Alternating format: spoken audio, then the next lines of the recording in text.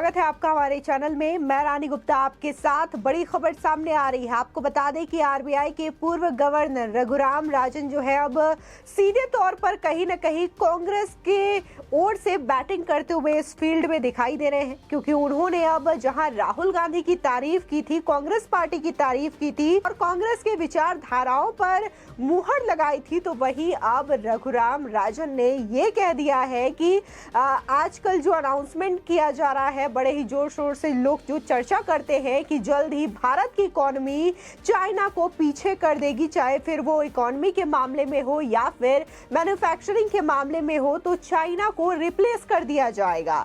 लेकिन इस बात को लेकर के रघुराम राजन जो है वो ये कह रहे हैं कि बहुत ही अपरिपक्वता वाली बात होगी कि चाइना को इंडिया रिप्लेस कर पाए। इसी के साथ ही रघुराम राजन ये भी कहते हैं कि वो अलग बात है कि इंडिया की इकोनॉमी आज देश के 5वें नंबर पर पहुंच चुकी है। बता दें कि यही रघुराम राजन जो है वो कुछ समय पहले इन्होंने भविष्यवाणी की थी और कहा था कि इंडिया की जो जीडीपी है वो 5% से ज्यादा नहीं बढ़ पाएगी। लेकिन आज जो इंडिया की जीडीपी है वो 5% से भी ज्यादा बढ़ी है और जो मैन्युफैक्चरिंग है इंडिया में वो भी बहुत ज्यादा तादाद में हो रही है। इसी चीज को लेकर के रघुराम राजन पहले भी कह चुके हैं कि इंडिया में मैन्युफैक्चरिंग की कमी है, यहाँ की सरकार जो है वो मैन्युफैक्चरिंग में ध्यान नहीं देती है।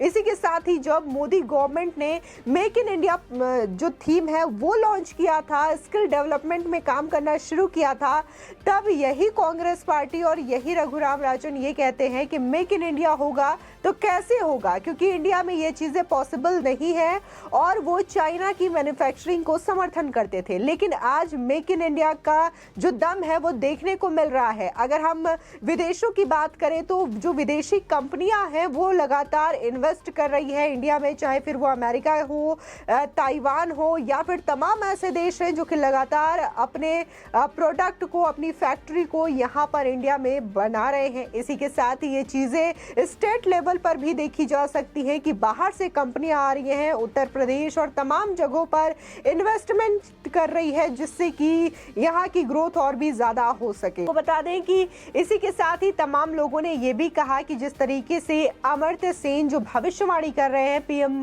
के तौर पर ममता बनर्जी को देखने का, वो भी इसी तरीके से विफल होगी जैसे कि बार बार रघुराम राजन ये भविष्यवाणियां करते हैं।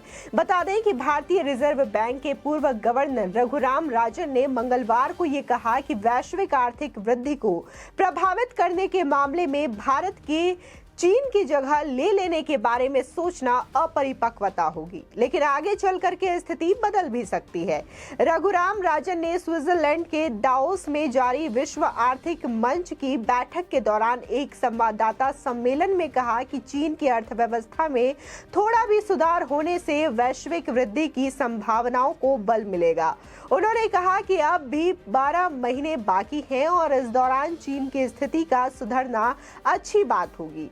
आपको बता दें कि यहाँ पे ये सोचने वाली बात हो जाती है कि भारत की इकोनॉमी, भारत की जीडीपी ग्रोथ कर रही है और अभी वर्तमान समय में पिछले 6-7 सालों में देखने को मिला कि बहुत ज़्यादा अच्छी ग्रोथ मिली है, जिसकी वजह से आज जो भारत की इकोनॉमी है वो विश्व के 5वें स्थान पर आती है। इसके बावजूद रघुराम राजन या फिर कांग्रेस को इस बात की खुशी नहीं है कि भारत की इकोनॉमी 5वें नंबर पर आती है, बल्कि इस बात का दुख है कि इंडिया चाइना को कभी भी रिप्लेस नहीं कर सकता है। बता दें उन्होंने साथ ही ये कहा कि आज जो चाइना की स्थिति है वो लॉकडाउन और कोविड की वजह से भले ही खराब हो, लेकिन आने वाले समय में चाइना इस चीज को रिकवर कर लेगा। उन्होंने साथ ही ये भी कहा कि चीन इस समय महामारी का सामना कर रहा है और इस साल मार्च अप्रैल तक उनकी स्थिति में सुधार देखने को मिल सकता है। अगर उनके विनिर्माण में सुधार होता है तो उससे बाहर भी कीमतें कम हो सकती है। भारत के बारे में पूछे जाने पर रघुराम राजन ने कहा कि ये तर्क अपरिपक्व है कि भारत चीन की जगह ले लेगा। इसकी वजह यह है कि भारत की अर्थव्यवस्था चीन की तुलना में अभी बहुत छोटी है। उन्होंने कहा लेकिन समय बीतने के साथ स्थिति बदल भी सकती है। भारत पहले से ही दुनिया की 5वीं बड़ी अर्थव्यवस्था है और ये अपनी वृद्धि जारी रख सकता है। बता दें कि राजन ने कहा कि मौजूदा समय में नीति निर्माताओं की नजरें श्रम बाजार के अलावा आवासीय क्षेत्र पर टिकी हुई है। उन्होंने अमेरिका का जिक्र करते हुए कहा कि वहां घरों की बिक्री नहीं होने पर भी कीमतें नहीं गिर रही है। उन्होंने कहा कि क्या सब निराशाजनक ही है?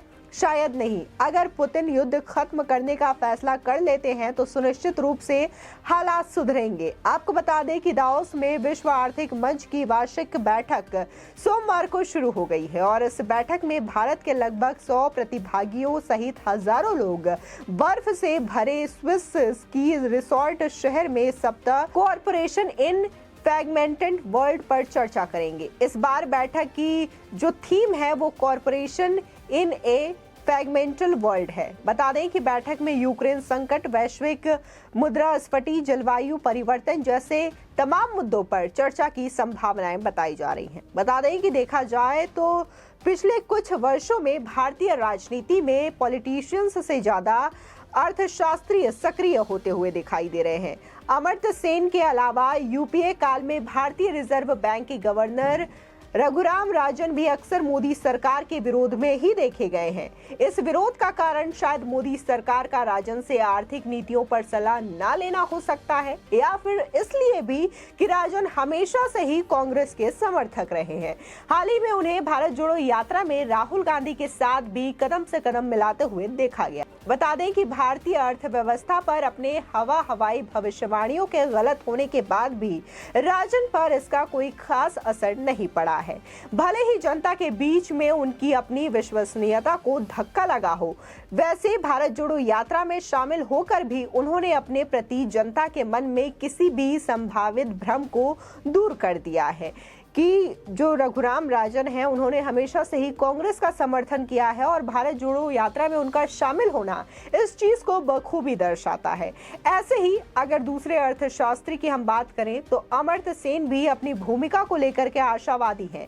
सेन की टिप्पणी पर इसलिए भी आश्चर्य नहीं कर सकते क्योंकि वे कई वर्षों से उम्मीद लगाए बैठे हैं और इतना समय और अपनी विश्वसनीयता इन्वेस्ट करने के बाद हाथ खींच लेना सबकी बस की बात नहीं होती। हाल ही में नोबेल पुरस्कार विजेता अर्थशास्त्री अमर्त्य सेन ने यह दावा किया था कि ममता बनर्जी में अगला प्रधानमंत्री बनने के सारे गुण हैं। शायद राहुल गांधी के सॉफ्ट हिंदू बनने की दिशा में बढ़ने से दुखी होकर के अब ममता बनर्जी को आगे बढ़ाने में लगे हुए हैं।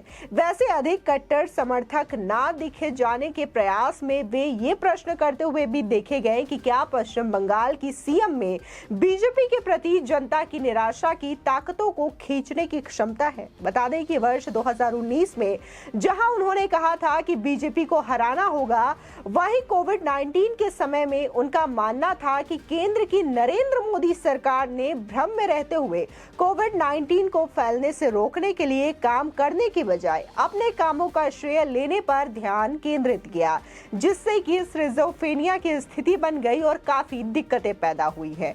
बता दें कि ये चाहे अमर्त्य सेन हो या फिर रघुराम राजन जैसे अर्थशास्त्री हो, लगातार फिलहाल वर्तमान सरकार के विरोध में तो बातें करते हुए नजर आते हैं, लेकिन विपक्षी पार्टियों के जो लीडर हैं उनका समर्थन करते हुए नजर आते हैं, चाहे फिर वो ममता बनर्जी हो या फिर राहुल गांधी हो। फिलहाल इस खबर को लेकर के आपकी क्या राय है हमारे कमेंट सेक्शन में जरूर बताएं। आगे की और भी अपडेट के लिए चैनल को सब्सक्राइब करना ना भूलें।